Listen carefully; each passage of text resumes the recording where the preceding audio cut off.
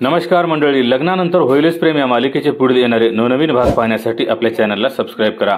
मालिकेच्या पुढील भागात आपल्याला बघायला मिळणार आहे की काव्या मालिनीला म्हणते की तुम्ही तुमच्या मुलाच्या बायकोशी चांगलं वागत आहात, कारण तिने पार्थ बरावा व्हावा यासाठी काही का होईना कष्ट केलेले आहेत, पण काव्या देशमुखशी तुम्ही चांगले वागत नाहीत। तर दुसरीकडे नंदिनीला समजलेलं असतं आणि ती जीवाला म्हणते की मला माहित आहे तुमच्या सगळ्या काही प्रकरणामध्ये तुमची काही चूक नाही, पण एक गोष्ट तुम्हाला कळते का, या सगळ्याचा त्रास मला किती होत आहे।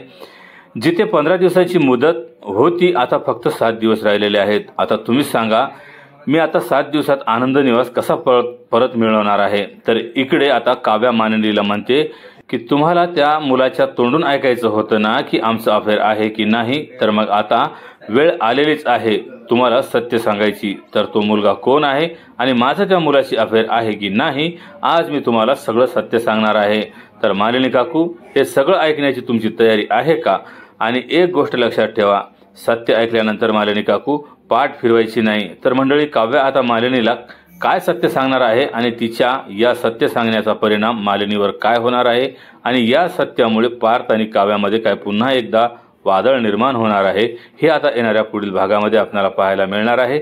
त्यासाठी येणारे पुढील भाग अवश्य बघा आणि जर हा व्हिडिओ आवडला असेल तर व्हिडिओला लाईक आणि चॅनलला सबस्क्राइब करायला विसरू नका।